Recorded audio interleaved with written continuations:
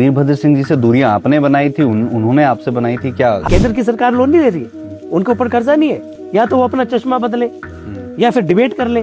श्वेत पत्र तैयार हुआ है, आप उसको पढ़िए। विकास को रोकने वाले लोग हैं ये तो। 2-2 करोड़ लोगों को रोजगार देने की बात मोदी जी ने कही थी हर वर्ष में, क्या वो मिले? 15-15 लाख का जुमला पूरे हिंदुस्तान के एक एक बच्चे के मन में है, क्या किसी को आज तक 15 लाख मिले? जो सरकार खुद वादे करके वादा खिलाफी करती रही है, आज वो हमसे पूछ रही है अगर मनरेगा पे कट लगाए, ये किसकी वजह से लगाए? दूसरा मौका उदाहरण के रूप में हिंदुस्तान में पेश होगा कि जब दोबारा जो इनका मिशन लोटस है उदय मुँह गिरेगा। यूजीसी इस समय पर करंट मुद्दा, 5 पांडव जो है वो सतयुग में थे और ये 6ठे पांडव है कलयुग के पांडव। किसी भी पॉलिटिकल नेता ने अपनी कोई भी इस पर प्रतिक्रिया नहीं दी। हर एक कॉन्स्टिट्यूएंसी में जो है आपने लोगों को सरकारी पैसों की धामे खिलाई है। भारतीय जनता पार्टी की रैलियां करा दी आपने पैसों, सरकारी पैसों पे। ये कोई अच्छी परंपरा का निर्वहन नहीं हो रहा है। महिलाओं को जो है आपको जंगलों में जो है घास के लिए नहीं जाना पड़ेगा। क्या अधिकारी काम करते हैं आपके पास जो हैं अधिकारी? बड़ा मशहूर था कि वीरभद्र जी जो कह देते हैं वो पत्थर की लकीर है। कई बार जो है प्रश्न आपके आत्मसम्मान का होता है। जी जी। तो आपको चुनना पड़ता है आत्मसम्मान में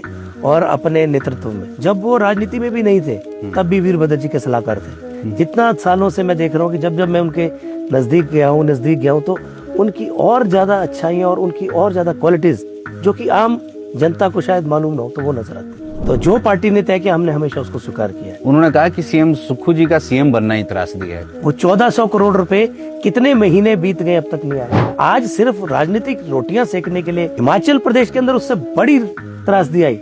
क्यों नहीं भारतीय जनता पार्टी जो है हमें राष्ट्रीय आपदा घोषित करवा पाई? कि ये वो सरकार है कांग्रेस की जिसने विपदा के अंदर रिलीफ मैनुअल में संशोधन किया। खाद जो है वो किसानों को नहीं मिल पा रही थी, अब इसका क्या स्टेटस? कि हिमफेड के गोडाउन खाद से भरे हैं सारे। 12-32-16 की शॉर्टेज होती थी लेकिन इस बार हमने होने नहीं दी। हिमफेड है नहीं लॉसेस में, ऐसा कोई लॉस नहीं, अभी तक भी हम प्रॉफिट में ही है। हमने लक्ष्य रखा है कि हर जिला में एक पंप जो है अगले साल के खत्म होने से पहले खोले। जांच की बात की जा रही है ताकि उस जांच की आंच उनकी कुर्सी पे ना आए। जब वो कह चुके हैं कि किसी भी मंत्री की, उन्होंने इस सरकार के कार्यकाल की बात नहीं कही। माननीय मुख्यमंत्री जी ने कहा है कि हमने पीछे के भी जो जयराम ठाकुर जी के साथ मंत्री थे उनके भी किसी मंत्री की कोई जांच नहीं की है और हमें जांच और आंच की सरकार नहीं है। आपके रिलेशंस कैसे हैं मुख्यमंत्री की? फर्टिलाइजर विंग को पिछले 2-3 वर्षों में लगातार नुकसान हुआ है। इनफैक्ट की जो बड़ी बड़ी प्रॉपर्टी हिमाचल प्रदेश के अंदर स्थापित है उनसे भी बहुत अच्छी आय आ रही है। जो ग्रोवर को जो भुगतान था हिमफेड द्वारा वो लगभग 91% भुगतान कर दिया है। जो भी हिमफेड की जिसके पास पुरानी पर्ची है वो हमारे केंद्रों में आए और इन काइंड जो है हमारे पास सारी चीजें उपलब्ध है और वो हम उनको रिटर्न कर देंगे। और किसानों को जो फर्टिलाइजर सप्लाई होता है, ऑर्गेनिक है, दूसरा है, ये सब हम सप्लाई करते हैं। सैकड़ों लोग तो बयान दे चुके हैं कि हिमफेड को ही प्रिक्योरमेंट करनी चाहिए। क्या हिमफेड में भी कुछ रोजगार के जो है वो आगे यहाँ पर चांसेस बन सकते? नमस्कार, लाइव टाइम्स टीवी में आप सभी का स्वागत है। मैं Manoj Thakur. Live times TV की पॉडकास्ट की विशेष सीरीज आप देख रहे हैं और जैसा कि आपको मालूम है कि इस विशेष सीरीज में हमारे साथ हिमाचल प्रदेश की कुछ ऐसी हस्तियां जुड़ती है जिन्होंने या तो समाज के लिए कुछ किया होता है या फिर कुछ करने जा रहे होते हैं या फिर सोसाइटी में उनका किसी न किसी तरह का कोई ना कोई इम्पैक्ट जरूर रहता है। और आज इस सीरीज में हमारे साथ एक ऐसे नेता यहाँ पर जुड़े हुए हैं जो अपनी बातें खुल करके रखते हैं और तीखा, एक तरीके से हम कह सकते हैं कि बोलने के लिए ये जाने जाते हैं कि ये तीखे शब्द भी कह देते हैं और लाभ लपेट जो है वो ज्यादा नहीं करते हैं। हम बात कर रहे हैं हिमाचल प्रदेश के हिमफेड के चेयरमैन महेश्वर चौहान जी की। लाइव टाइम स्ट्रीम में आपका बहुत बहुत स्वागत है। थैंक यू जी। बहुत सारे प्रश्न हमारे जहन में हैं हिमफेड को लेकर के भी कि आखिरकार किसानों से किस तरह से ये जुड़ा हुआ है और क्या क्या स्कीम्स, क्या क्या चीजें किसान जो है वो यहाँ से अवेल कर सकते हैं, इन सभी पर हम बातचीत करेंगे। आपके साथ बहुत मर्तबा हमारी बातचीत भी हुई है जी। लेकिन आज तसल्ली बख्श हम यहाँ पर बैठे हुए हैं तो थोड़ा सा डिटेल में जाने की कोशिश करेंगे और इस इंटरव्यू को एक बातचीत की तरह हम रखेंगे जी। थोड़ा बचपन की तरफ चलते हैं आपके। आज ये जानने की हम कोशिश करेंगे, जनता ये जानना चाहेगी कि आखिरकार महेश्वर चौहान जो है वो अल्टीमेटली है कौन और बचपन कैसा रहा आपका, स्कूलिंग कहाँ से हुई, थोड़ा बताइए अपनी पृष्ठभूमि। स्कूलिंग तो हमारी शिमला से हुई है और गवर्नमेंट स्कूल से हुई है और उसके बाद जो है क्योंकि हमें जो है राजनीति का और खेलों के प्रति विशेष आकर्षण था। ओके। तो स्कूल से ही जब हम लोग खेला करते थे तो मेरा चयन जो है स्पोर्ट्स अथॉरिटी ऑफ इंडिया सही में? साई में हो गया था, और मैं ओके। बिलासपुर का जो हमारा छात्रावास है उसमें मैंने 3-4 वर्ष बिताए हैं एक खिलाड़ी के तौर पर, और कई मर्तबा जो है हिमाचल प्रदेश का प्रतिनिधित्व किया, कौन से गेम के? और बॉक्स मुक्केबाजी में। ओके। और ये हमारी खुशकिस्मती है कि उसी वक्त एक छोटी उम्र में खिलाड़ी होने के साथ साथ मुझे जो है बाद में बहुत से राष्ट्रीय और अंतर्राष्ट्रीय स्तर के जो इवेंट्स थे उनमें बतौर रेफरी जज जाने का मौका मिला, और पूरे विश्व के अंदर मुक्केबाजी के अंदर सबसे कम उम्र का जो रेफरी जज था क्वालिफाइड, वो भी मैं ही था। ओके। और उसके बाद बड़ी फेडरेशनों में मैंने काम किया है, यूथ कमीशन का मैं चेयरमैन रहा हूँ, बॉक्सिंग फेडरेशन ऑफ इंडिया का, और पेरेंटल बॉडी में जो भी चेयरमैन होते हैं वाइस प्रेसिडेंट की भूमिका में रहते हैं। ओके। तो अभय चौटाला जी उस वक्त में जो है मुक्केबाजी संघ के अध्यक्ष थे, और मैं उनका वाइस प्रेसिडेंट था। ओके। तो बहुत से राष्ट्रीय अंतर्राष्ट्रीय खेलों में मैंने बतौर प्रबंधक, बतौर ऑफिशियल काम किया हुआ है। लाइक कॉमनवेल्थ गेम जब दिल्ली में थी, ओके। तो अच्छा। सुरेश कलमादी जी उस वक्त कॉमन ओलंपिक एसोसिएशन के अध्यक्ष थे, तो मैंने उस वक्त उनके साथ में प्रोटोकॉल कमेटी के मेंबर के रूप में कार्य किया है। ओके। फर्स्ट एफ्रोशियन गेम जब हैदराबाद में हुई थी तब भी मैंने उसमें काम किया है। एक जो first women Asian championship Hisar के अंदर हुई थी उसमें हमने काम किया है। तो बहुत से राष्ट्रीय और अंतर्राष्ट्रीय स्तर के जो खेल संघ इनसे मैं जुड़ा हुआ रहा हूँ, और क्या बात। खेल की हमारी जो पृष्ठभूमि थी, उसके बाद जो है छात्र जीवन में है जो राजनीति में आ गए, और उसके बाद पॉलिटिक्स का खेल शुरू हुआ, फिर राजनीति का खेल शुरू हुआ, और इनिशियल स्टेज पर ही हमको जो है बहुत बड़े और बहुत मैं समझूंगा कि हिमाचल प्रदेश के सर्वोच्च नेता आदरणीय राजा वीरभद्र सिंह जी का उनका सानिध्य प्राप्त हो गया। अब मैं आपको रोक करके पूछना चाहूंगा, कैसे आप उनके टच में आए, कैसे? देखिए, जब मैंने कहा आपको कि जब मैं स्पोर्ट्स हॉस्टल से निकला तो मुझे राजनीति का शौक था ही, तो एनएसयूआई में भर्ती हो गए। तो एनएसयूआई में जब हम भर्ती हुए तो उस टाइम हमारे पास बहुत बड़ा ग्रुप हुआ करता था, स्पोर्ट्स की वजह से भी लोग हमें बहुत, हमारे मतलब फैन फॉलोइंग थी उस वक्त बहुत ज्यादा जी। तो वो सभी लोग हमारे साथ में एनएसयूआई में जुड़ गए। तो एक बहुत बड़ा कुनबा अगर उस वक्त में देखें तो हमारे साथ चलता था। तो यही देखकर राजा साहब और हमारी पसंद जो है वीरभद्र सिंह थे, क्योंकि उस वक्त बड़ा मशहूर था कि वीरभद्र जी जो कह देते हैं वो पत्थर की लकीर है, और एक ईमानदार नेता पूरे देश के अंदर उनकी वो छवि उस वक्त थी, और उसी छवि को जो है उससे प्रभावित होकर हमने उनके साथ में जो है कदम ताल कर दी, और उन्होंने बहुत हमको राजनीति में आगे बढ़ाया, और लगातार उनके आशीर्वाद से हम आगे बढ़ते गए। एनएसयूआई, यूथ कांग्रेस, प्रदेश कांग्रेस, और आज जो है सरकार के साथ काम कर रहे हैं। तो ये लंबा अरसा है आपका। जब हम जिक्र होता है तो अक्सर ये कहा जाता है कि आप राजा वीरभद्र सिंह के बड़े खासम खास क्लोजेस्ट हुआ करते थे। बिल्कुल, वो अक्सर बड़ी बड़ी मीटिंगों में, रैलियों में कह दिया करते थे कि 5 पांडव जो है वो सतयुग में थे, और ये 6ठे पांडव है कलयुग के पांडव। तो इस तरह से वो संबोधन करते थे, और बड़ा इंकरेजमेंट उन्होंने हमको करी है। तो उसी वक्त से हम जो है कांग्रेस पार्टी की विचारधारा से जुड़े, और आज तक जो है उस पार्टी के अंदर है। एक प्रश्न मेरे जहन में बड़ा आ रहा है, प्रश्न ये है कि अब वीरभद्र सिंह जैसे इतने बड़े नेता, उनके नजदीक जाना या उनसे नजदीकियां बनाना एक बहुत बड़ा चैलेंज होता है। तो आजकल के जो युवा है जो पॉलिटिक्स में जाना चाहते हैं, जब वो अपने एक आइडल नेता को देखते हैं जिनको वो मानते हैं कि ये सब कुछ है मेरे, तो कैसे एक नेता के करीब जो है वो जाया जा सकता है? आपको क्या लगता है कि क्या एक बड़ा नेता जो है वो आप में चीज देखता है कि इस चीज को देख करके या उस चीज को देख करके वो आपको? देखिए, नेता तो हर पार्टी में, बड़े नेता हर पार्टी में होते हैं, लेकिन एक यूथ को अपने साथ चलाना या एक अपनी छाप प्रदेश के जनमानस में छोड़ना, ये औरों से भिन्न करता है नेताओं को। और जो नेता पब्लिक पल्स को समझते हैं उनको लोग अपना आदर्श मान लेते हैं। और ऐसे ही मैं समझता हूँ, अगर कोई मेहनत करता है, डेडिकेशन से पार्टी के संगठन के लिए काम करता है, तो वो दिख जाता है और नेता की नजर में आ जाता है। वीरभद्र सिंह जी की हमने बात यहाँ पर करी, उसके बाद फिर आप मुकेश अग्निहोत्री जी के बड़े करीब हुए, तो वहां से दूरियां और यहाँ से नजदीकियां? दूरियां नहीं, देखिए मुकेश अग्निहोत्री जी को भी राजनीति में लाने वाले वीरभद्र सिंह जी हैं जी। और ये भी सच है कि वीरभद्र सिंह जी के बाद, राजा साहब के बाद, मुकेश अग्निहोत्री जी ने हमको राजनीति में आगे बढ़ाया, मदद की, हर स्तर पर उन्होंने हमारी मदद करने का प्रयास किया, और उन्हीं ने हमको वीरभद्र जी के बाद जो है राजनीति में आगे बढ़ाया। वीरभद्र सिंह जी से दूरियां आपने बनाई थी, उन्होंने आपसे बनाई थी क्या? आज तक मेरे साथ हमसे किसी पॉलिटिशियन ने दूरियां नहीं बनाई, ओके। क्योंकि हम जिसके साथ भी रहे हैं और जिस भी संगठन में हमने काम किया, हम पूरी निष्ठा के साथ काम करते हैं। और अगर उनसे दूरियों का, तो देखिए वीरभद्र सिंह जी तो एक इंस्टीट्यूशन थे, एक जी युग पुरुष थे, जी उनसे दूरियां और नजदीकियां तो ये नहीं मैं कह सकता। और हाँ, लेकिन उन्होंने कभी हमको ये नहीं कहा कि आप हमसे अलग होए, या होता क्या है कि जब बहुत सारी चीजें एक साथ घटित होती हैं, जी तो कई बार जो है प्रश्न आपके आत्मसम्मान का होता है, जी जी। तो आपको चुनना पड़ता है आत्मसम्मान में और अपने नेतृत्व में। तो ऐसी कई बार घटनाएं हो जाती हैं जी। तो मुकेश अग्निहोत्री जी के साथ फिर जब आपका जुड़ाव हुआ, उसको आप किस तरीके से मुकेश जी के साथ जो हमारा जुड़ाव था, वीरभद्र जी के वक्त के ही था। ओके। राजा साहब के वो बहुत पहले से ब्लू व्हाइट बॉय थे, और जी जब वो राजनीति में भी नहीं थे तब भी वीरभद्र जी के सलाहकार थे। और उस वक्त से हमारा जो दोस्ती है या जो संबंध है मुकेश जी के साथ, वो तब से स्थापित है और आज तक वैसा ही है।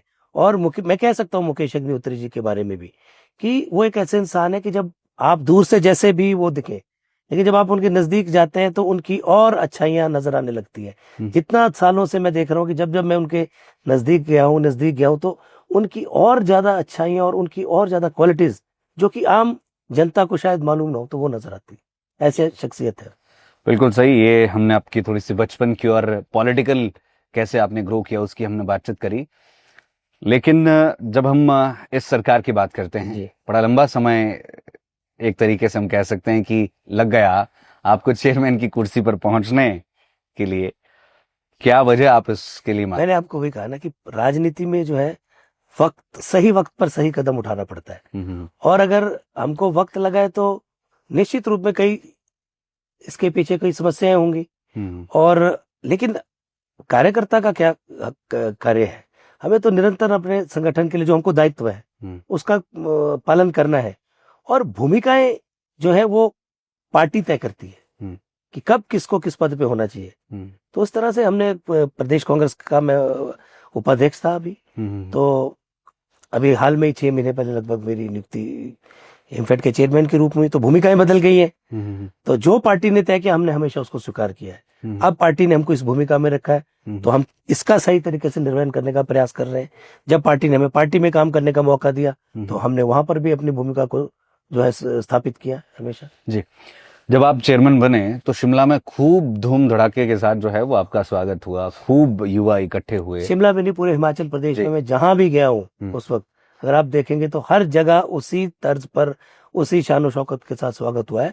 उसके पीछे कारण यही है कि हमने इतने वर्षों से पार्टी संगठन का काम किया है और हमने अक्रॉस द ग्रुप, ये नहीं है कि किसी एक ग्रुप के साथ, हमने सारे जो पार्टी के विंग्स हैं उनके सभी के साथ हमारे घनिष्ठ संबंध रहे। और उसी का ये फलसफा है कि जब भी हम लोग चेयरमैन बनने के बाद जिस भी क्षेत्र में गए, हमारे कांग्रेस पार्टी के कार्यकर्ताओं ने पूरे जोर से, शिद्दत से हमारा अभिवादन किया। और मैं दिल की गहराइयों से धन्यवाद करता हूं कि उन्होंने मुझे इतना मान सम्मान दिया। और चुनौती भी मानता हूं कि जब कार्यकर्ता इतना मान सम्मान देते हैं तो उसके बाद आपको अपने आप को स्थापित भी करना पड़ता है। और जो काम आपने हमें सौंपा है, मैं यही प्रयास कर रहा हूं कि उसको मैं बखूबी निभाऊं। और जो जिम्मा हिमफेड का मुझे माननीय मुख्यमंत्री जी और माननीय उप मुख्यमंत्री जी ने सौंपा है उसको मैं बखूबी निभा सकूं।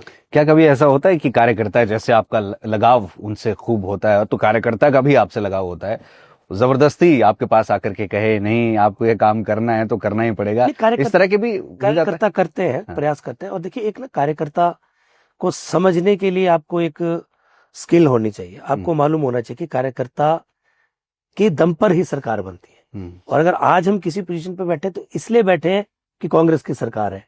पिछले 5 वर्षों में कांग्रेस के कार्यकर्ताओं ने मेहनत करी, सरकार के खिलाफ, तत्कालीन सरकार के खिलाफ मोर्चा लगाया, तो हमको सत्ता मिली है। और जब हम सत्ता में आते तो हमारा भी दायित्व है ये कि हम जो है कार्यकर्ताओं के कामों को प्राथमिकता दें। और बहुत से काम ऐसे होते हैं जो अगर आप सही तरीके से उसको चरणबद्ध तरीके से करें तो हो जाता है। बहुत से ऐसे काम है, कार्यकर्ताओं के कोई बहुत कार्य नहीं होते, बड़े कार्य नहीं बताते, वो अपने छोटे छोटे कोई रोजमर्रा के काम लेकर आते हैं बहुत से कार्यकर्ता।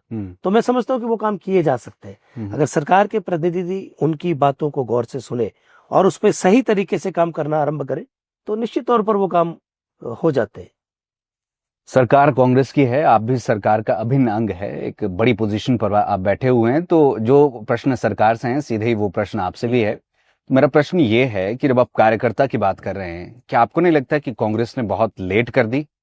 चाहे प्रदेश अध्यक्ष को लेकर के बात करें, खैर जिला अध्यक्ष तो अब बनाए हैं, आगे ब्लॉक्स एंड ऑल इन सब को लेकर के, एक तरफ पंचायती राज चुनावों की भी अब यहाँ पर बात आ रही ये है, आप बहुत बड़ा गैप कि प्रदेश कार्यकारिणी के जो अध्यक्ष है उनके गठन में देरी हुई है जी। और इस बात को मैंने नहीं, इस बात को बड़े बड़े हमारे जो प्रदेश के नेता थे उन्होंने हर वक्त हर प्लेटफॉर्म पे कहा है और जो बीत गई वो बात गई।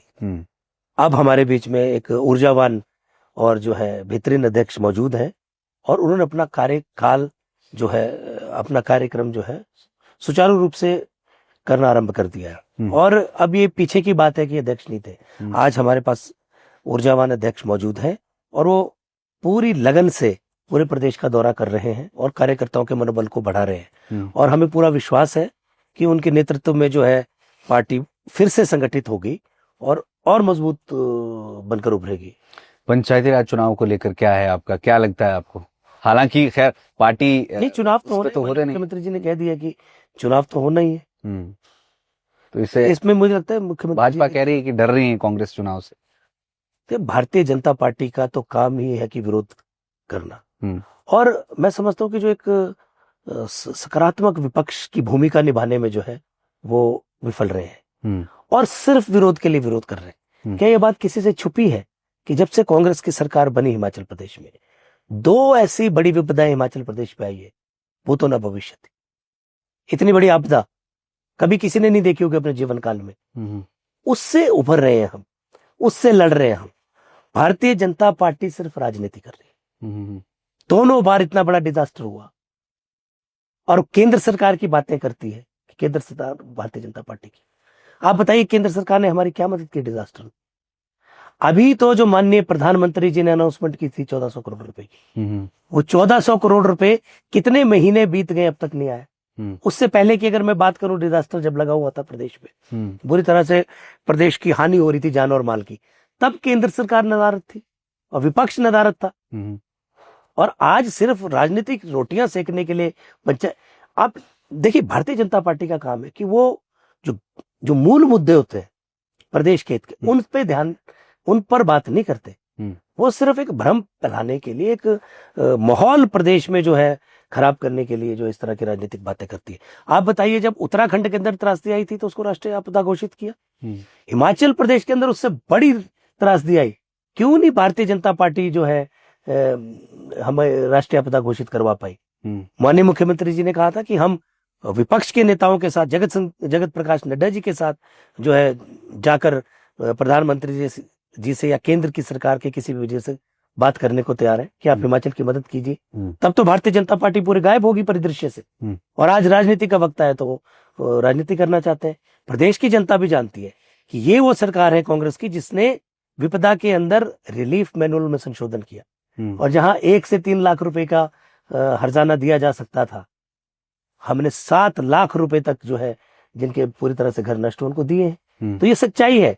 और 4400 करोड़ रुपए का जो है अपने संसाधनों से, जबकि वित्तीय स्थिति ऐसी नहीं थी, फिर भी हिमाचल की सरकार ने अपने संसाधनों से आर्थिक पैकेज अनाउंस किया और लोगों की मदद करने का प्रयास किया, उनके दुख दर्द को बांटने का प्रयास किया। भाजपा कह रही है इसमें भ्रष्टाचार हुआ है, जो पैसों का बंदर बांट हुआ है, जिनके घरों में दरारें आई है उसको टूटा हुआ बता दिया। इसको आप देखिए, भारतीय जनता पार्टी, वही मैं कह रहा हूं, उनका काम राजनीति करना। ये देख रहे हैं कि बंदर बांट, किस चीज की बंदर बांट हुई? अगर किसी का घर टूटा है उसी को नया घर बनाने के लिए पैसे दिए गए। और हमारी नजर में कोई बंदर बांट क्यों करेंगे? हमारी नजर में कांग्रेस की जो विचार, हमारी नजर में जो प्रभावित है, जो पीड़ित है, उसको मदद हुई है।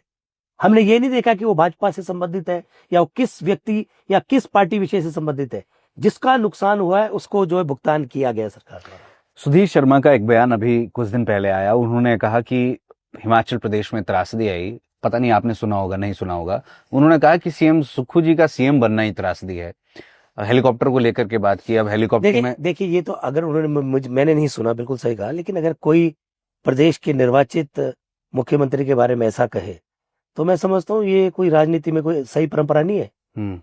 ये कोई अच्छी परंपरा का निर्वहन नहीं हो रहा है। मुख्यमंत्री अगर है तो प्रदेश की जनता ने उनको चुना है, उसके बाद कांग्रेस की हाईकमान ने उनको चुना है, हमारे जो निर्वाचित विधायक हैं उन्होंने उनको चुना है। और इतने बड़े लोगों के चयन के बाद किसी का इस तरह से उपहास करना सही नहीं। तो भाजपा मिशन लोटस की तैयारी एक तरह से कर रही है और पीछे अनुराग ठाकुर ने भी एक तरीके से इसका ये दूसरा मौका होगा जी हिंदुस्तान में। पहली दफा भी हिमाचल प्रदेश के अंदर जो है इनके जो मिशन लोटस का जो है धाराशाही हमने किया था। तो अगर इस तरह का कोई प्रयास होगा तो ये दूसरा मौका उदाहरण के रूप में हिंदुस्तान में पेश होगा कि जब दोबारा जो इनका मिशन लोटस है उदय मुंह गिरेगा। ये आप श्योरिटी से कह रहे हैं? मैं छोटी से कह रहा हूं कि ये दूसरा मौका होगा अगर ऐसा प्रयास भारतीय जनता पार्टी करती है। और प्रदेश और देश की जनता देख रही है कि लगातार सरकार को डिस्टेबलाइज करने का काम हो रहा है। मैंने कहा ना कि विपक्ष जो है जिम्मेदारी से भूमिका नहीं निभा रहा है, वो मात्र सरकार को डिस्टेबलाइज करना और जनता में भ्रम पैदा करना, ये हिमाचल प्रदेश भाजपा का जो है मात्र काम रह गया।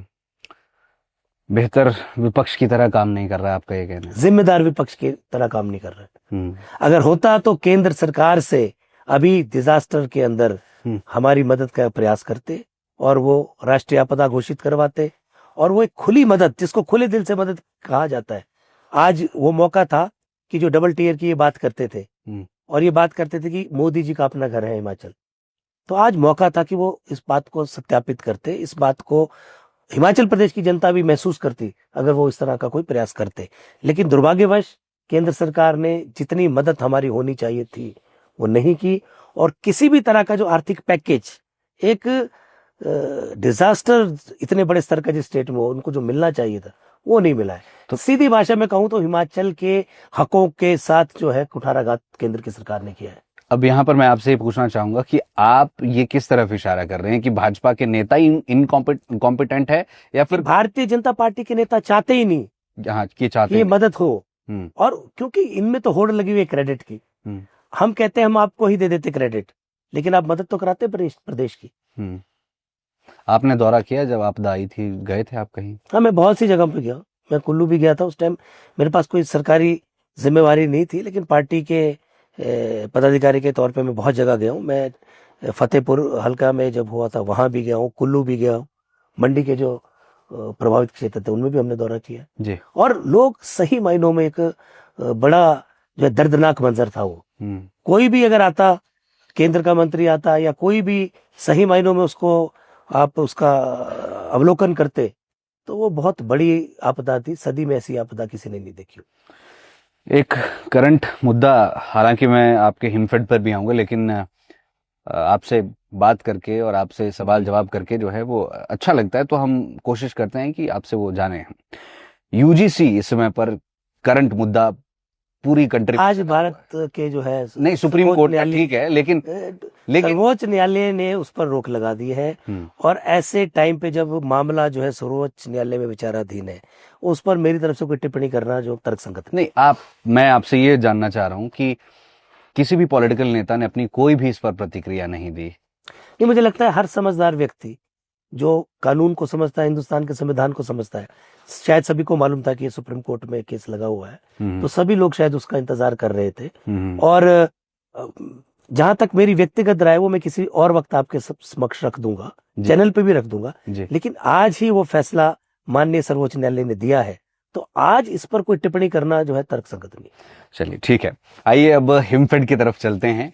तो सबसे पहले तो हमें मालूम है कि हिमफेड में क्या होता है, आपको मालूम है, बहुत सारे लोगों को पता है, लेकिन बहुत सारे किसान बागबान ऐसे भी होंगे जिनको हिमफेड का बहुत ज्यादा पता नहीं है कि हिमफेड आखिर क्या है, तो बताएं इसके बारे में। सर्वप्रथम तो मैं कांग्रेस आला कमान का, हमारी प्रभारी श्रीमती रजनी पाटिल जी और माननीय मुख्यमंत्री सुखविंदर सिंह सुक्खू जी का और माननीय उप मुख्यमंत्री मुकेश अग्निहोत्री जी, जो कि हमारे विभागीय मंत्री भी, इनका धन्यवाद करता हूँ कि इन्होंने मुझे ऐसे कार्य क्षेत्र में काम करने का मौका दिया जो किसानों और बागवानों से जुड़ा हुआ क्षेत्र है। मैं खुद एक बागवान हूँ, तो इसलिए मैं और ज्यादा उत्साहित हूँ कि किसानों और बागवानों के लिए जितना ज्यादा कर सके उसका प्रयास जारी है।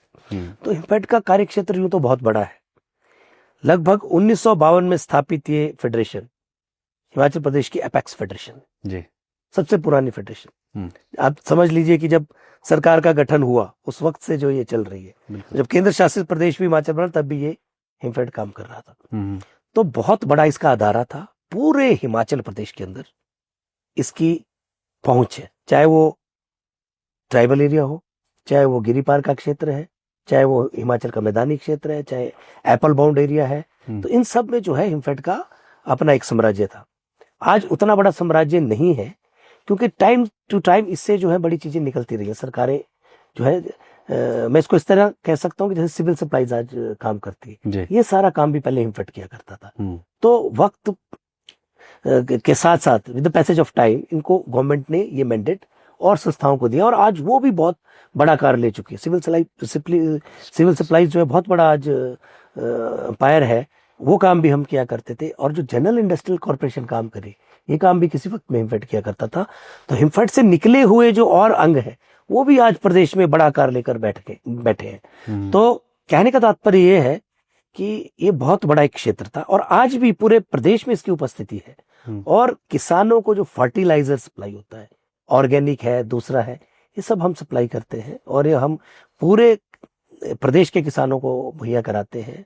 कोई और एप्पल बेल्ट खासकर, क्योंकि हमारे पास MIS का काम भी, हम एप्पल प्रिक्योरमेंट का काम करते थे, जो कि पिछली साल ही 1 साल हमारे पास नहीं था। अभी इस साल अब आ जाएगा। मुझे लगता है कि हमने सरकार से अपील की है, माननीय मुख्यमंत्री जी से भी करी है, और हॉर्टिकल्चर मिनिस्टर से भी हमने अपील करी, एग्रीकल्चर मिनिस्टर से भी अपील करी है, क्योंकि ये हिमफेड के प्रभाव का क्षेत्र है, और हमारी बहुत बड़ी एस्टेब्लिशमेंट यहाँ स्थापित है, और सबसे अच्छा सेब की प्रिक्योरमेंट हम करते थे। अगर आपने सुना भी होगा, आज लाखों की तादाद में जो लोग प्रभावित हैं, और सैकड़ों लोग तो बयान दे चुके हैं कि हिमफेड को ही प्रिक्योरमेंट करनी चाहिए थी, उसको भी प्रिक्योरमेंट का अंग होना चाहिए। क्योंकि जो हमारा प्रिक्योरमेंट के वक्त भी जो हमारा, चाहे वो हमारे बागवानों के प्रति जो रिम्बर्समेंट होती थी, चाहे इन काइंड थी, चाहे कैश के तौर पर थी, वो हमारी बहुत बेहतरीन थी अन्य संगठनों के बजाय। अगर मैं आपको रिकॉर्ड पे बता दूं, तो अभी भी जो हमारा जो बागवानों को हमने राशि देनी थी, उसमें MIS एप्पल में 2023 और 24 के बीच में जो ग्रोवर को जो भुगतान था हिमफेड द्वारा, वो लगभग 91% भुगतान कर दिया है। 91%। और शेष राशि के लिए मैंने वैसे भी कहा है, और मैं आपके चैनल के माध्यम से भी अपील करता हूं कि जो भी हिमफेड की जिसके पास पुरानी पर्ची है, वो हमारे केंद्रों में आए, और इन काइंड जो है हमारे पास सारी चीजें उपलब्ध हैं, और वो हम उनको रिटर्न कर देंगे। और मैं कह सकता हूं कि अभी कुछ दिनों में जो है ये 100% भुगतान हो जाएगा। क्या बात है। अच्छा, फर्टिलाइजर्स की आपने बात करी, पिछले 3-4 सालों की जब हम बात करते हैं तो बहुत ज्यादा स्कार्सिटी इसकी देखने को मिली है कि ये फर्टिलाइजर्स और खाद जो है वो किसानों को नहीं मिल पा रही थी। अब इसका क्या स्टेटस? इसी में आ रहा हूं मैं आपको। अगर आप देखें, आज भी मैं चेक कर रहा था, तो मेरी जनता से भी अपील है कि हिमफेड के गोडाउन खाद से भरे हैं सारे। पहली दफा है, 12-32-16 की शॉर्टेज होती थी, लेकिन इस बार हमने होने नहीं दी। हमारे गोडाउन भरे हैं 12-32-16, 16-16-16, और मिनरल ऑयल जो ट्री स्प्रे ऑयल है, वो सब कुछ अवेलेबल है, MOP अवेलेबल है, कमी नहीं है इस वक्त, कोई कमी नहीं है। और आवश्यकता पड़ने पर स्टोर में जो है समय बद्ध रूप से पुनः आपूर्ति के लिए भी जो हम पहले से जो है डिमांड अपनी रख चुके हैं, और बड़ी जल्द हम योजना बना रहे हैं कि इस साल भी हमने कमी नहीं होने दी है, और अगले वर्ष से तो हम सुनिश्चित करेंगे कि टाइम से पहले हमारे सारे गोडाउन भर जाए खाद से। और उसके लिए हम एक कैपिटल लोन है, वो भी NCDC के माध्यम से हमने अप्लाई किया है, और सिर्फ नेगोशिएशन उसमें शेष रहती है रेट ऑफ इंटरेस्ट पे, वो भी हमको मिल जाएगा। तो मुझे नहीं लगता है कि अगले वर्ष से, मैं सभी को विश्वास दिलाता हूँ कि अगले वर्ष से तो कमी का तो कोई दिक्कत नहीं होगी, बल्कि मैं कहता हूँ उस वक्त से पहले हम सारे स्टोर अपने भर देंगे, और किसी भी किसान और बागवान को खाद की और किसी भी तरह के फर्टिलाइजर की और ऑयल स्प्रे के लिए जो सेबों के बागान में स्प्रेज होते हैं, उसकी कमी होने नहीं देंगे। अभी आपने जब आपकी पहली मीटिंग हुई थी, हम काफी उत्सुक थे उस मीटिंग को लेकर के। आपने उस मीटिंग में कुछ पॉइंट्स रखे, जिसमें एक पॉइंट ये भी था, एक ट्रांसपेरेंसी को लेकर था। इस पर हम बातचीत करेंगे कि गोदामों की या अन्य चीजों की ट्रांसपेरेंसी को लेकर के जो है वो किस तरह से कार्य किया जाता है। दूसरा, इस पर हम बात करना चाहेंगे पहले कि हिमफेड क्यों आखिरकार लॉसेस में जा रहा है, कब से लॉसेस में जा रहा है? हिमफेड है नहीं लॉसेस में, ऐसा कोई लॉस नहीं, अभी तक भी हम प्रॉफिट में ही है। और ये जरूर है कि फर्टिलाइजर विंग को पिछले 2-3 वर्षों में लगातार नुकसान हुआ है। वो क्यों हुआ, क्या वो क्या वजह इसलिए है? हुआ है कि डिजास्टर में उसमें एक बहुत बड़ा रोल है। हम्म मौसम खराब और इस तरह से दिक्कतें आई कि आप रिक्रूटमेंट नहीं कर पाए। हम्म और दूसरा ये भी है कि जो गवर्नमेंट ने 1-2 जगह पर कुछ ऐसे लोगों को मैंडेट दे दी थी हम्म जो रिक्वायर्ड नहीं थी, ओके तो उससे बागवानों का भी नुकसान हुआ है, किसानों का भी नुकसान हुआ है। और इसी को सुधारने के लिए अब हम जो है, मैंने आपको कहा कि कैपिटल लोन, इसलिए ताकि वक्त रहते जो बड़ी बड़ी कंपनीज हैं उनको जो पेमेंट्स है वो वक्त रहते हो जाए, तो वो बल्क में सप्लाई कर देते हैं। लेकिन जिस तरह से पिछले 2 वर्षों में मौसम रहा है और डिजास्टर रहा है, उससे भी बहुत दिक्कत आई। तो उसके कारण मैं इसको भी एक कारण मानता हूँ कि इसकी वजह से भी काफी फर्टिलाइजर उस पर विंग पर असर पड़ा है। और हमारा लगातार प्रयास है, अभी भी हम प्रयास रहते हैं कि किस तरह से इसके लॉस को कम किया जाए। और ये अगर MIS हमारे पास होता तो फर्टिलाइजर विंग इस बार भी प्रॉफिट में होता। अच्छा, आप ये बताएं कि अब आपको चेयरमैन की कुर्सी जो है वो मिली है, तो क्या आप ये एश्योर करते हैं कि अगले 1-2 साल में हिमफेड? नहीं, अभी भी प्रॉफिट में, 100% प्रॉफिट में होगा। MIS एप्पल का काम हमारा सबसे बेहतरीन काम था। और हम और संस्थाएं हैं जो उनकी अगर प्रतिस्पर्धा में देखें तो सबसे ज्यादा मूल्य का सेब हम बेचते थे। और जो इन काइंड्स में हम बैक करते रिटर्न करते, वो मशीनें हमारी जर्मन है, क्योंकि हमारे पास एक्सपोर्ट का और इंपोर्ट का लाइसेंस भी है इनफैक्ट के पास। तो हमारी जो गुणवत्ता है मशीनों की वो भी बेहतर है औरों से। और जो हमारी कार्यशैली है और जो हमारा अधिकार क्षेत्र है और जो हमारी एस्टेब्लिशमेंट है उसके अंदर, वो बहुत बड़े स्तर की है। और आज भी अगर हमारे पास, आज भी हम अगर अपने कर्मचारियों और अधिकारियों को वक्त पर सारी चीजें दे रहे हैं, तो इसलिए दे रहे हैं कि हमारे पास एक टैक्स, हमारे पास एक बेस है। हिमफेड की जो बड़ी बड़ी प्रॉपर्टी हिमाचल प्रदेश के अंदर स्थापित है, अच्छे वक्त में, अच्छे जमाने में हुई है, उनसे भी बहुत अच्छी आय आ रही है। और मैं रिव्यू कर रहा हूं और बहुत सी चीजें कर भी दी हैं कि वो आय को बढ़ाया जाएगा इसी वर्ष में। क्योंकि बहुत से ऐसे हमारे रेंटल इंस्टीट्यूशन है जिनकी लीज खत्म होने के कगार पे है, और अब वो जो नई लीज है वो जो मार्केट रेट पे असेस करके दी जाएगी, तो उससे भी हमारी आय बढ़ेगी। हमने जो फर्नीचर का काम बरसों से बंद था, बरसों पहले हिमफेड बहुत बड़े स्तर पर ये काम कर, उसको पुनः आरंभ कर दिया है और काम भी उस दिशा में हमने ले लिया है, उसको आरंभ कर दिया है। इसी तरह से और 2-4 काम हैं जो हम नए करने चाहते हैं, और हमने सरकार को भी इस संदर्भ में सूचित कर दिया है। जैसे साइलेज और जो ग्रीन फॉडर है उस पर हम काम कर सकते हैं, क्योंकि हमारे पास पर्याप्त मात्रा में जगह है। नालागढ़ के अंदर 12 बीघे लैंड है, जहां से कि जो हमें जो उसके लिए उपलब्ध चारा और जो एक रॉ मटेरियल चाहिए वो नजदीक में हमको प्राप्त हो जाएगा। इसी तरह जो हमारे 6 पेट्रोल पंप प्रदेश के अंदर चल रहे हैं, और हमने ये कोशिश की है, हमने लक्ष्य रखा है कि हर जिला में एक पंप जो है अगले साल के खत्म होने से पहले खोले। और 2 पेट्रोल पंप बिल्कुल पाइपलाइन पे हैं जो मेरे बनने के बाद हमने जिसमें तेजी लाई, और दोनों में LOI हमने प्रिक्योर कर ली है और NOCs गवर्नमेंट के स्तर पर जारी हो रही है। और बहुत जल्द 2 पेट्रोल पंप हमारे धरातल पर उतर जाएंगे, उनसे भी जो है हिमफेड को पेट्रोल पंप से भी काफी अच्छी आय हो रही है। दोनों बात है, सेवा का माध्यम भी हो रहा है, एक कोऑपरेटिव इंस्टीट्यूशन का जो लक्ष्य है, सेवा भी की जा रही है और एक आय भी स्थापित हो रही है। तो पेट्रोल पंप भी एक जो हमारी कार्य का मुख्य हिस्सा है और उससे भी हमको आय होती है, उसको हम और ज्यादा बढ़ाने का प्रयास कर रहे हैं। और जो फर्टिलाइजर का जो नुकसान होना शुरू हुआ है 3 सालों से पिछले, उसको भी हम भरपाई करने में काफी हद तक कामयाब हो जाएंगे। और अगर MIS एप्पल की बात मैं करता हूँ, वो आता है तो हम निश्चित तौर पर अगले वर्ष में जो फर्टिलाइजर से जो है मीट आउट कर लेंगे जो घाटा है। बढ़िया, अच्छी अच्छी, सुनकर बड़ा अच्छा लगा कि ये इस तरह का काम जो है वो हिमफेड करने जा रही है और कर रही है। ये बहुत अच्छी योजना आएगी एक बड़ी जल्दी आपके पास। अगर ये मैंने ग्रीन फॉडर की जो बात की, इससे कहीं ना कहीं जो है विमेन एम्पावरमेंट भी जुड़ी है। महिलाओं को जो है आपको जंगलों में जो है घास के लिए नहीं जाना पड़ेगा। और सेकेंडली ये जो फॉडर होगा ये इस तरह से तैयार होगा मिक्स राशन के साथ मिक्स करके कि इसकी जो शेल्फ लाइफ है वो भी 180 डेज तक होगी। ओके। तो निश्चित रूप से इससे जो है मिल्क की जो क्वालिटी है वो बढ़ेगी। और सेकेंडली जो एक मुख्यमंत्री जी का हमारे सपना है और उनका जो ड्रीम प्रोजेक्ट है जो मिल्क रेवोल्यूशन प्रदेश के अंदर चल रहा है, उसको भी गति मिलेगी। तो इस तरह से किसानों बागवानों की आय भी बढ़ेगी, महिलाओं का जो एम्पावरमेंट है वो भी बढ़ेगा और प्रदेश को आय भी होगी। चौहान साहब, आप नहीं मानते, आपको नहीं लगता कि अब तो आपने कुर्सी संभाली है, अब काफी आप इसमें प्रोग्रेस कर रहे हैं, लेकिन आपको नहीं लगता कि हिमफेड में बड़े लंबे समय से चीजें जो है वो सिर्फ और सिर्फ कागजों में ही चल रही थी और एक्चुअल और वो हो जाता है जब देखिए किसी संस्था में जब इलेक्टेड हाउस ना हो, जो सहकारी संस्था है उनके अंदर चेयरमैन ना हो, तो निश्चित रूप में मैं मानता हूँ कि उस वक्त थोड़ा इनके काम में जो है रुकावटें भी आई, क्योंकि ये अपने स्तर पर एमडी और जो और अधिकारीगण थे वो फैसले लेने में जो है सक्षम नहीं थे। हर फैसले के लिए उनको आरसीएस के पास जाना पड़ता था। तो एक जिसको कहते हैं कि प्रशासनिक अड़चन थी बीच में, लेकिन अब हमने 3 वर्षों के बाद बड़े लंबे अंतराल के बाद जो है बैठक हुई है पहली, और बीओडी ने कई चीजें नई जो है उसमें पास भी की हैं, और जिस तेजी से हमको आगे बढ़ना चाहिए था और जो पीछे का जो रुकावट रहा है 3 वर्षों का, मैंने सबसे अपील की है।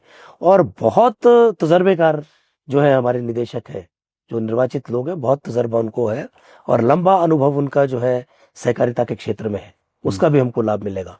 और उसके ठीक अगर आप देखें हिमफेड के जो कर्मचारी वर्ग है, अधिकारी है, वो बहुत यंग है। मैं समझता हूँ कि हिमाचल प्रदेश में सबसे यूथ जो जिसमें यूथ काम कर रहे हैं वो हिमफेड होगी इस वक्त में। तो ये दोनों का जब समावेश होगा और जो दोनों मिलकर काम करेंगे, तो मैं समझता हूँ जो पीछे के जो वक्त भी था 2.5-3 साल का, उसको भी हम बराबर करेंगे और जो विकास की गति उसको तेजी से बढ़ाएंगे, ताकि ये सारी चीजें समय के अंदर चरणबद्ध तरीके से घटित हो जाए।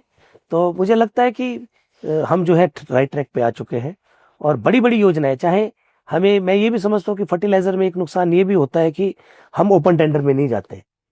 हम लोग जो बड़ी बड़ी कंपनियां हैं, चाहे एनएफएल है, आईपीएल है, इफको है, इनके साथ एक बंधन में बंधे हुए, करार में बंधे हुए, अगर भविष्य में, मैंने कल ही मेरे पास इफको के अधिकारी गए थे, हमने उनको भी बड़ी सारी चीजें अपनी डिमांड रख दी है। अगर हमें लगेगा कि नहीं, हमको जो है ये सही उचित जो है दाम नहीं मिल रहे और जो हमारी व्यवस्था के अनुरूप कार्य नहीं चल रहा, तो हम निश्चित तौर पे जो है ओपन टेंडर का जो माध्यम है वो भी हमारे पास है, उससे काम स्पीड अप होगा और एक जो रेट का जो इन्फ्लेशन है उसको भी हम मिट आउट कर पाएंगे। तो ये सारी चीजें चल रही हैं। आपने अधिकारियों की बात की और मेरे दिमाग में एकदम से फ्लिक कर गया, अधिकारियों को लेकर के पीछे बड़ी मंत्रणा और बड़े बड़े जो है वो आपस में विचारों का आदान प्रदान हुआ। क्या अधिकारी काम करते हैं आपके पास जो हैं अधिकारी, या आप भी ऐसा महसूस करते हैं कि कहीं लेट लतीफी या किसी तरह की जो है? मैंने कहा जब तक हमारे, मैं हिमफेड से संबंधित कह सकता हूँ जी, जब तक कि इलेक्टेड हाउस नहीं था, चेयरमैन नहीं थे, तब तक मुझे लगता है, जो मैं अब देखता हूँ कि काफी बीच में जो है कई चीजें थी जिसका फैसला अधिकारी नहीं ले सकते थे, तो इसलिए शायद कोई गति में कमी हो गई। लेकिन अब बिल्कुल कोई ऐसा नहीं कह सकता, हमारे टेबल पे जो फाइल आ जाती है वो कल तक निकल जाती है, और जो भी फैसला लेना है, मैं ये कहता हूँ बीओडी के स्तर पे होना हम बीओडी में लगाएंगे, चेयरमैन के स्तर पे होना हम करेंगे, और जो भी फैसला है उसमें कोई बिना रुके, बिना रुकावट के तुरंत जो है अमली जमा पहनाने के लिए हमने कह दिया। और हमारे हिमफेड के अंदर में हर अधिकारी और कर्मचारी इस वक्त काम कर रहा है। अब चाहे तो पता कर सकते हैं कि पिछले 5 सालों में इतना काम हुआ कर, अभी मैं आपको 3-4 महीने की बात हो रहा हूँ, 2-3 तो पेट्रोल पंप की हमने सैंक्शन ले लिए, और ये जो 2 योजनाएं मैंने आपको कही, इसी तरह के एक बहुत बड़ा यूनिट है तलवाड़ा के अंदर में, उन्नति, जिसके साथ हमने एमओयू साइन किया है, और हम उनके साथ मिलकर कई चीजें एप्पल बेस्ड है, जैसे एप्पल बर्फी है, एप्पल कैंडीज है, वो बना रहे हैं और देश दुनिया में बिक रहा है उनका माल। वो हिमाचल प्रदेश में हिम उन्नति के नाम से हम करेंगे। हम उनको अपने जो हमारे स्टोर के एक्सेस है वो देंगे, हम उनको अपना जो प्लेटफॉर्म है वो देंगे, और उनके साथ मिलकर एक एप्पल कॉन्सेंट्रेट बनना है, जो कि मैं आपको बताना चाहता हूँ कि जो हमारी पार्टनर ऑर्गेनाइजेशन है जी, हिंदुस्तान में सबसे ज्यादा एप्पल साइडर विनेगर जो है वो आज बना रहे हैं पूरे देश के अंदर। लगभग 70 से 80% जो है एप्पल साइडर विनेगर ये प्रोड्यूस कर रहे हैं। तो ऐसी संस्था के साथ जोड़ रहे हैं हम हिमफेड को, ताकि हम भी जो उन्नत तरीके हैं, एप्पल से रिलेटेड है, चाहे वो मिलेट्स है, जैसे आपके सोशल वेलफेयर डिपार्टमेंट के अंदर जो है बच्चों के लिए दलिया की स्कीम है, और जो दोपहर का भोजन है उसकी स्कीम है। तो इस तरह की योजनाओं के अंदर भी भविष्य में जो है हिमफेड कम्पीट करेगा। हम जो है प्रतिस्पर्धा के दौर में भी उतरेंगे, जो है ओपन टेंडर फाइट करने की भी हम जो है क्षमता हासिल करेंगे, ऐसे अपने पार्टनर्स के साथ मिलकर। तो एक अदारे को बड़े करने का प्रयत्न हो रहा है, और जब भी कोई काम स्टार्ट किया जाता है, कोई योजना बनाई जाती है, तो वक्त लगता है उसको धरातल पे उतारने के लिए। और अभी हम पूरी तरह से, पूरी निष्ठा के साथ उसी काम पे जुड़े हैं कि कैसे इसको धरातल पे उतारा जाए। और मुझे पूरा विश्वास है जिस तरह से हमारे अधिकारी और कर्मचारी कार्य कर रहे हैं, और हमारा जो इलेक्टेड हाउस है, निदेशक मंडल, जिस तरह से उनकी डायरेक्शंस हम सबको मिल रही है और एक पॉजिटिव माइंडसेट के साथ आगे बढ़ रहे हैं, बहुत जल्द ये योजनाएं धरातल पे उतरेंगी और हमारा काम जो है गति पकड़ेगा। आप पूर्व में कांग्रेस के उपाध्यक्ष भी रह चुके हैं, तो हिमफेड तक आपको हम सीमित नहीं रखेंगे। सरकार से जुड़े हुए सवाल फिर से हमारे जहन में आ रहे हैं। भाजपा का आरोप ये है कि 3 साल लगभग हो चुके हैं, 3 साल से ज्यादा का समय यहाँ पर हो चुका है, लेकिन प्रदेश में जो है वो कुछ खास नहीं हुआ है। गिनाने के लिए कुछ नहीं है सरकार के पास कि हमने ये कर दिया या कोई योजना ला दी। ठीक है, उनको क्या किया मुझे लगता है भारतीय जनता पार्टी को अपना चश्मा बदलना पड़ेगा, उनको अपना चश्मा बदलना पड़ेगा, या फिर उन नेताओं के जो चश्मे के नंबर बढ़ गए। इतनी बड़ी त्रासदी से निपटना ही अपने आप में एक बहुत बड़ा कार्य है। और जैसे मैंने कहा कि पहला कहा कि जहां 1 से 3 लाख रुपए तक मिलते थे, हमने 7 लाख तक लोगों को राहत देने का प्रयास किया और करी है। दोबारा हिमाचल उठा है, इतनी बड़ी 2 त्रासदियों के बाद एकदम से दोबारा हिमाचल विकास के रास्ते पे आगे बढ़ रहा है। उनको नजर नहीं आ रहा है कि बल्क ड्रग पार्क, इतनी बड़ी योजना, बहुआयामी योजना जो है उन्ना के अंदर, जिस पर युद्ध स्तर पर काम चल रहा है, इसका तो विरोध भी कर रहे हैं वहां पर कुछ लोग। देखिए, जो लोग विकास का विरोध करते हैं, अभी उनकी बात नहीं, अभी विकास की बात कर रहा हूं मैं। सुखाश्रय योजना, जिसका कोई नहीं, उसकी सरकार, इतने बच्चे जिनके माँ बाप नहीं है, जिनके अब जो लोग अपने माँ खो चुके हैं, पिता खो चुके हैं, अभिभावक खो चुके हैं, जिनका कोई नहीं, उनकी सरकार। अभी देखिए आप कितने प्रदेशों में वो घूम के आ रहे हैं, उनके अंदर एक स्वावलंबन और आत्मसम्मान की भावना इस सरकार ने जगाई है। तो ये क्या छोटी योजना है? और उसी तरह से मैं आपको बताऊं कि अगर आप देखिए हमीरपुर के अंदर काम चल रहा है, बस अड्डा बन रहा है, आप देखिए विश्व स्तरीय बस अड्डा बन रहा होगा, और बड़ी योजनाएं सड़कों की, आप आए दिन आप देखें कितनी बड़ी बड़ी सैंक्शंस आ रही हैं। आपने विक्रमादित्य जी की पोस्टें आप देखते हैं, मुकेश अग्निहोत्री जी की पोस्टें देखते हैं, इतने बड़े बड़े कार्यक्रम चले हुए हैं सरकार के। तो अब मैं ये नहीं समझ पा रहा हूं कि भारतीय जनता पार्टी को हम इन विकास के कार्यों को कैसे दिखाएं। या तो वो अपना चश्मा बदले या फिर डिबेट कर ले। अगर विकास पर चर्चा चाहते हैं, हम चर्चा को तैयार है। और विकास की बातें वो सरकार करे जिन्होंने 75,000 करोड़ का कर्जा अपने वक्त में लिया हो। 92,000 करोड़ की जो देनदारियां हिमाचल सरकार की थी जब हमने सत्ता संभाली है, और हमने, मात्र मैं आंकड़ों के लिए नहीं बोल रहा हूं, हमने श्वेत पत्र जारी किया है, माननीय उप मुख्यमंत्री जी की अध्यक्षता में श्वेत पत्र तैयार हुआ है, आप उसको पढ़िए कि पिछली जयराम सरकार कितना कर्जा हिमाचल प्रदेश के ऊपर छोड़ के गई है। और आज विकास की बातें कर रहे हैं, विकास को रोकने वाले लोग हैं ये तो। अगर कोई केंद्र से मदद आनी चाहिए थी आज, उसको रोकने का काम किया है इन्होंने। अन्यथा प्रदेश में कहीं भी इतनी बड़ी दिक्कत आए, इतनी परेशानी आए, केंद्र सरकार कुछ ना कुछ मदद आउटराइट करती है, और प्रदेशों को हुई है, तो आज हिमाचल को क्यों नहीं हो रही? वजह उसकी भारतीय जनता पार्टी है प्रदेश की। एक सवाल मेरे जहन में है और मुझे उम्मीद, और कांगड़ा, मैं कांगड़ा हवाई अड्डे का जो विस्तारीकरण चला हुआ है, ये क्या भारतीय जनता पार्टी को काम नजर नहीं आ रहा? जो काम उनके वक्त में होने चाहिए थे, वो भी जो है हिमाचल की सरकार जो है कर रही है। और जयराम जी ने, जब पिछली सरकार का जाने का वक्त था, जो कहते हैं आप राही रवानगी हो रही थी, 5,000 करोड़ के इंस्टीट्यूशन विदाउट फाइनेंशियल अप्रूवल आरंभ कर दिए थे। तो ये क्या हिमाचल प्रदेश की जनता भूल चुकी है? आप भारतीय जनता पार्टी इस पे भी कभी जवाब दे। 2-2 करोड़ लोगों को रोजगार देने की बात मोदी जी ने कही थी हर वर्ष में, क्या वो मिले? 15-15 लाख का जुमला पूरे हिंदुस्तान के एक एक बच्चे के मन में है, क्या किसी को आज तक 15 लाख मिले? जो सरकार खुद वादे करके वादा खिलाफी करती रही है, आज वो हमसे पूछ रही है। जबकि हिमाचल की सरकार तो इतना बड़ा फाइनेंशियल क्रंच, इतनी बड़ी आपदा, इसके बावजूद विकास के लिए दिन रात मेहनत करके धन जुटा रही है और धरातल पे उतार रही है। आपको 3-4 बड़ी योजनाएं तो मैंने भी गिनाई, और ऐसे बहुत सारे काम है। और आज अगर मनरेगा पे कट लगाए, ये किसकी वजह से लगाए? हिंदुस्तान की नहीं, विश्व की सबसे बड़ी योजना थी मनरेगा, जिसमें लाखों नहीं करोड़ों लोग लाभान्वित हो रहे थे। हिमाचल प्रदेश में भी जो 1400-1500 करोड़ के लगभग का वार्षिक बजट इसका होता था, आज उसमें कट लग गया है। अब भारतीय जनता पार्टी मौन है। क्यों नहीं? वो कहते अगला वर्ष खत्म होगा, हम आपको आंकड़ों के साथ कह देंगे कि पिछले वर्ष मनरेगा में आए थे 1400 करोड़। और अगला वर्ष खत्म होने के बाद आपके चैनल में आपको बताऊंगा कि कितने पैसे जो है केंद्र सरकार से आए। दूध का दूध पानी हो जाएगा। लेकिन भारतीय जनता पार्टी सिर्फ बयानों से नहीं कर सकती ना। आप साबित कर दीजिए कि कौन से काम नहीं हो रहे हैं, किस क्षेत्र में काम नहीं हो रहा है। क्या आज इतनी बड़ी बड़ी पानी की स्कीमें बन रही है, उन पे काम नहीं चल रहा? प्रदेश के अंदर मैं 5 बड़ी स्कीमें भी गिना सकता हूं जिन पे कार्य चल रहा है। तो विरोध के लिए विरोध करना ये तो कोई बात नहीं। आप तथ्य देकर बताएं कि आपकी सरकार ने क्या काम किए थे। आपकी सरकार, क्या ये सत्य नहीं है कि 5000 करोड़ के जो इंस्टीट्यूशन है वो लास्ट के 2-3 महीनों में खोल दिए गए? खोले नहीं, घोषणा की गई सिर्फ। तो क्या ये सही प्रथा है? और हमने जब से सत्ता संभाली हमने कभी नहीं कहा कि किसी पे कट लगाया जाए, लेकिन जो आपने काम बिना स्वीकृतियों के किए तो रुक नहीं थे। तो इस तरह से बहुत बड़ा एक इनके खिलाफ जो आंकड़ा था इन चीजों का, और बहुत बड़ा एक हमारे पास चिट्ठा है इन चीजों का। जब ये आएंगे तो इनके साथ बातचीत भी कर लेंगे। आप पहले, मैं कहता हूं, हमने श्वेत पत्र जारी किया था, आप उस पर चर्चा कर लीजिए।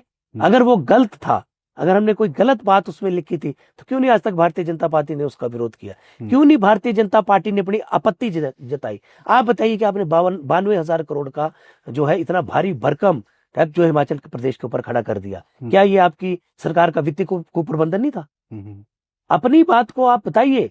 आप ये मत कहिए कि कांग्रेस कुछ नहीं कर रही। हम तो जो विकास की रफ्तार है वो उसको गति दे रहे हैं। लेकिन आपकी विचारधारा ऐसी थी जिन्होंने पहले भी जो है झूठे आंकड़े पेश किए और आज फिर से जो है लोगों को भ्रमित करना चाहते हैं। लोन तो कांग्रेस भी ले रही है सर, अभी सरकार भी ले रही है। कौन सी सरकार नहीं ले रही लोन? केंद्र की सरकार लोन नहीं ले रही है, उनके ऊपर कर्जा नहीं है। पंजाब की सरकार के ऊपर कर्जा नहीं है, हरियाणा की सरकार के ऊपर कर्जा नहीं है।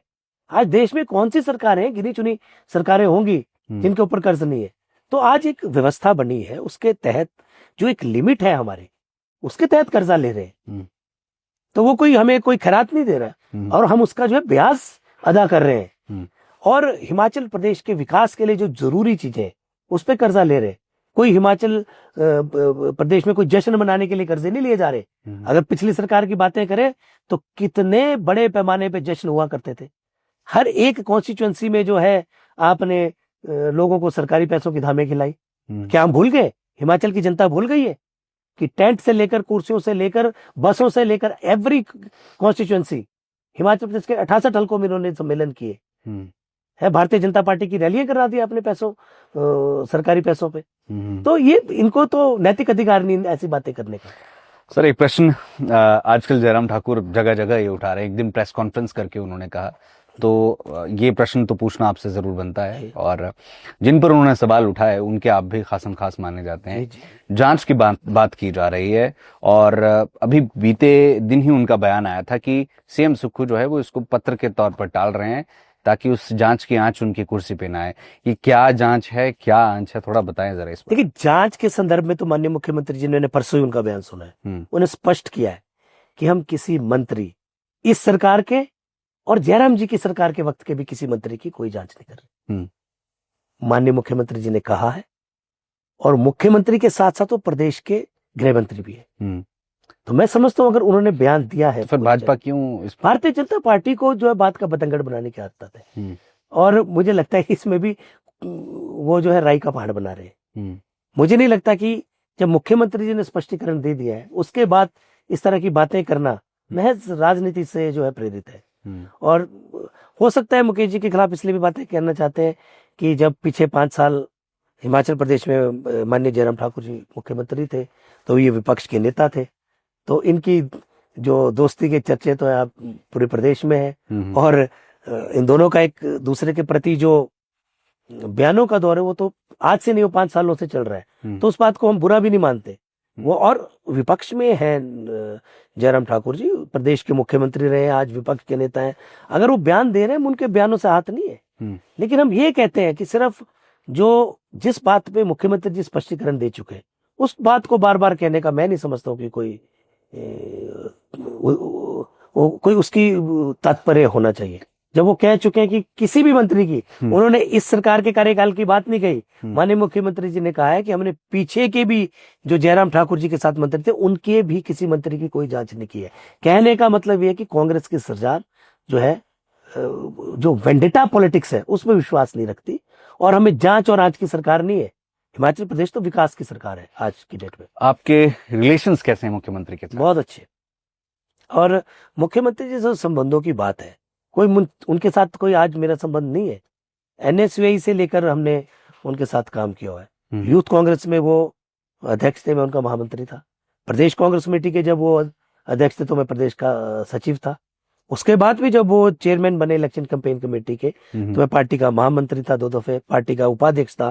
तो उस नाते भी हमने उनके साथ काम किया हुआ है। तो ये लंबा अरसा, पिछले 30 वर्षों का हमने उनके साथ काम किया हुआ हर स्तर पर। तो संबंध तो अच्छे ही हैं। और अगर आज उनके साथ चेयरमैन के रूप में भी मैं काम कर रहा हूँ तो अच्छे संबंध है, तभी काम कर रहे हैं। और तभी वो हमको जो है सारी जो हम बात कह रहे हैं वो करते हैं, इसीलिए करते हैं कि संबंध उनके साथ अच्छा है। हाँ, राजनीति में ये जरूर होता है कि हर बात से कोई भी नेता हर व्यक्ति की हर बात से सहमत नहीं हो सकता। तो वो हो सकता है कि हर आदमी की अपनी कन्विक्शंस है, हमारी भी है, माननीय मुख्यमंत्री जी की भी है। तो उसको आप कोई संबंध विच्छेद नहीं कह सकते। मेरा अपना पक्ष है और मैं उसको रखता हूँ, किसी भी स्तर पर रखता हूँ। वैसे माननीय मुख्यमंत्री जी की अपनी विचारधारा है, विचारधारा हमारी एक है, लेकिन उनका अपना माइंडसेट है। वो अपने हिसाब से सोचते हैं, हम अपने हिसाब से सोचते हैं। आज वो प्रदेश के मुख्यमंत्री हैं और मैं समझता हूँ कि जो प्रदेश का मुख्यमंत्री वो सबके लिए सम्मानित है, चाहे वो कांग्रेस कार्यकर्ता है, चाहे वो और भी लोग हैं। प्रदेश का मुखिया होने के नाते हम उनका जो आदर सत्कार है वो करते हैं, उनका मान सम्मान करते हैं। हिमफेड को अगले 2 सालों में आप कहाँ देखते हैं? देखिए, हिमफेड निश्चित रूप से आज यहाँ से काफी ऊपर हो, और ये भी मैं कह सकता हूँ अगर 2 वर्ष पहले ये नियुक्त होती तो और भी हम उसको ऊंचाई पे पहुंचाते। लेकिन जितना भी वक्त शेष है, हर एक वक्त, हर एक मिनट जो है हिमफेड को आगे बढ़ाने के लिए जो चाहिए वो हम दे रहे हैं। और हर बड़ी योजना, चाहे वो केंद्र की है, चाहे वो कोई फंडिंग की बात है, चाहे एनसीडीसी से फंडिंग है, चाहे किसी और संस्था से बात करनी है, चाहे नई योजनाएं आरंभ करनी है डिफरेंट डिपार्टमेंट के साथ, उन सब पर हम कार्य कर रहे हैं। और आप अगर देखेंगे कुछ वक्त में आपने देखा भी होगा कि पूरे प्रदेश में हिमफेड का नाम दोबारा से लिया जा रहा है, हर उस पे हमको बुलाया जा रहा है। अभी कोई बड़े बड़े टेंडर हो रहे हैं तो वो लोग हमें भी इनवाइट कर रहे हैं कि आप भी इसमें पार्टिसिपेट करो, किस वक्त में ये हिमफेड करता था। तो ऐसी बहुत सारी योजनाएं हैं जो हम चला सकते हैं, और मुझे लगता है कि एक वर्ष के अंदर हम काफी चीजें धरातल पे उतार देंगे। एक और मेरा प्रश्न ये है कि क्या हिमफेड में जब युवा जो है, जब भी जैसे आपने कहा कि नाम आजकल खूब आ रहा है हिमफेड का, जगह जगह पर, चाहे अखबारों की बात करें, न्यूज की बात करें, जगह जगह पर जो है वो हिमफेड खूब छाया हुआ है। फिर जो युवा है वो भी रोजगार की दृष्टि से देखते हैं कि क्या हिमफेड में भी कुछ रोजगार के जो है वो आगे यहाँ पर चांसेस बन सकते हैं। क्या आप भविष्य में कोई नियुक्तियां या इस बारे में कुछ सोच रहे हैं? बिल्कुल करेंगे। जहां पर कोई खाली पोस्टें, फंक्शनल पोस्टें खाली हैं, उनको भरेंगे। बोर्ड का गठन हो चुका है, और जो स्थायी तौर पे भरी जानी उनको भी भरेंगे, जो आउटसोर्स के माध्यम से खाली हैं उनको भरे जाने उनको भी भरेंगे। वहां भी रोजगार के अवसर लोगों के लिए खोलेंगे। और दूसरी बात है कि हमारे साथ आज भी 1007 इकाइयां जो कोऑपरेटिव सोसाइटीज है प्रदेश की वो जुड़ी है। मुझे लगता है सबसे ज्यादा हिमफेड के साथ ही जुड़ी है। उस माध्यम से भी हम उनको रोजगार दे रहे हैं। जब हमारा MIS का काम आता है, हमारा फर्टिलाइजर डिस्ट्रीब्यूशन का काम होता है, उस नाते भी बहुत सारे लोग हमारे साथ जुड़े हैं। हमारे पेट्रोल पंप पे आउटसोर्स के कितने नए कर्मचारी आते हैं, कितने लोगों के साथ हम डायरेक्ट और कितने लोगों के साथ इनडायरेक्ट रूप से जुड़े हैं। और जो जिस तरह के हम फर्नीचर के काम में नए में आए, इसमें भी लोगों को रोजगार प्राप्त होगा, और नए पेट्रोल पंप स्थापित होंगे, नई हमारे जो संसाधन बढ़ेंगे, जो कि हम कार्य कर रहे हैं, तो निश्चित तौर पर लोगों को रोजगार भी इससे प्राप्त होगा। क्या आप संदेश देना चाहेंगे हिमाचल प्रदेश के किसानों, बागवानों को और आम जनता को? मैं किसानों और बागवानों को तो अपील करना चाहता हूं उनसे कि उनको बजाय प्राइवेट पार्टनर्स के सरकार की संस्थाओं पर विश्वास रखना चाहिए। और हिमफेड है, PIMC है और अन्य दल भी जो इन क्षेत्रों में काम कर रहे हैं, मैं समझता हूं कि हिमाचल प्रदेश के किसान और बागवान की प्राथमिकता हिमफेड और सरकार की एजेंसियां होनी चाहिए, ताकि हम, और मैं अपने आप की क्षमता को भी बढ़ाने का हम प्रयास कर रहे हैं। आज भी मैंने स्टोर कीपर्स की जो है VC के माध्यम से बैठक ली है, और उनको सबको सूचित कर दिया है कि बिल्कुल जो टाइम आपका लिखा हुआ है आपके प्लेट पर, उस टाइम के अंदर हमारे स्टोर खुल जाने चाहिए। और कोई भी आदमी जो हमारे स्टोर पे आ रहा है, अगर वो खाद अवेलेबल नहीं भी है, आप उनको बिल्कुल टाइम, डेट और उनकी नोट करके उनको बताएं कि कितनी तारीख को ये आपको उपलब्ध हो जाएगी और कैसे हम इसको कहीं और से मंगा सकते हैं। तो यही मैंने अभी तक जो पाया है कि छोटी छोटी बातें अगर हम इनको सही करेंगे तो बागवान और किसानों को भी हम पे विश्वास है। और मैं समझता हूं कि हिमफेड एक बहुत रिलायबल पार्टनर है हिमाचल प्रदेश के बागवानों का और किसानों का, वो हम पे ट्रस्ट करते हैं। आज भी आपने कई चैनल में सुना होगा कि हिमफेड को ये काम देना चाहिए, वो देना, हम उसको करेंगे और अपनी जो क्षमता है, जो हमारी एफिशिएंसी, उसको बढ़ाने का हम प्रयास करेंगे। लेकिन मेरी किसानों और बागवानों से भी उम्मीद है और मैं उनसे रिक्वेस्ट करता हूं कि आप बजाय और इधर उधर से कोई गलत फर्टिलाइजर लेने के बजाय, क्योंकि हमारे पास जो फर्टिलाइजर आता है भारत सरकार के जो मापदंड है, निर्धारित मापदंड है, उच्च मानक है, उनसे निकल के उस प्रोसेस से निकल का वो आता है। तो हम ये प्रयास करते हैं कि वो सारी चीजें सही रहें और हिमाचल के बागवान और किसान निसंकोच हम पर भरोसा करें और आपको आने वाले भविष्य में कभी भी जो फर्टिलाइजर की कमी हम नहीं होने देंगे। ये मैं कह सकता हूं। ये बहुत बड़ी बात और ये बहुत बड़ा एक तरीके से हम कह सकते हैं प्रॉमिस है, क्योंकि किसानों की सबसे बड़ी प्रॉब्लम जो देखने को मिलती है, या जब हम भी कभी फील्ड पे जाते हैं तो सबसे बड़ी समस्या ये होती थी कि खाद ही नहीं है, क्या करे। तो ये आपने जो प्रॉमिस किया है, आई होप सो कि ये फुलफिल होगा। ये बिल्कुल हो रहा है और अभी मैं हर तीसरे चौथे दिन बाद रिव्यू लेता हूँ कि कौन से स्टोर में कितना है। आज भी मैं काफी कुछ लाया हूँ, आपको बाद में दिखा सकता हूँ मैं जी। कि हमारे पास ये हम स्क्रीन पे शो कर देंगे, हाँ, ये मैं इसका दिखा- फोटो लेकर के स्क्रीन पर शो कर देंगे, आप जी। देख सकेंगे फिर कि कितना और किस तरीके से कार्य किया जा रहा है। एक बार फिर से आपको चेयरमैन बनने पर बहुत बहुत शुभकामनाएं। Thank और you। जब युवा नेता इस तरह से इन कुर्सियों पर बैठते हैं तो हमें उम्मीद रहती है कि बेहतर कार्य होगा और उच्च स्तरीय कार्य होगा। जरूर जरूर जी, बहुत बहुत धन्यवाद, बहुत बहुत Thank you, शुक्रिया आपका। तो ये थे हमारे साथ हिमफेड के चेयरमैन और कांग्रेस के कद्दावर नेता, जो कि खुले दिल से अपनी बात रखते हैं और आज भी इन्होंने बहुत सारे अपने विचार रखे, चाहे हिमफेड को लेकर के बातचीत हो या फिर जो सरकार पर सवाल उठ रहे हैं उनको लेकर के बातचीत हो, तो खुले मन से इन्होंने अपनी बात यहाँ पर रखी। आज हमारे साथ मौजूद थे और देखते रहिए live times TV for true nest reporting. धन्यवाद। जय हिंद, जय भारत, जय हिमाचल।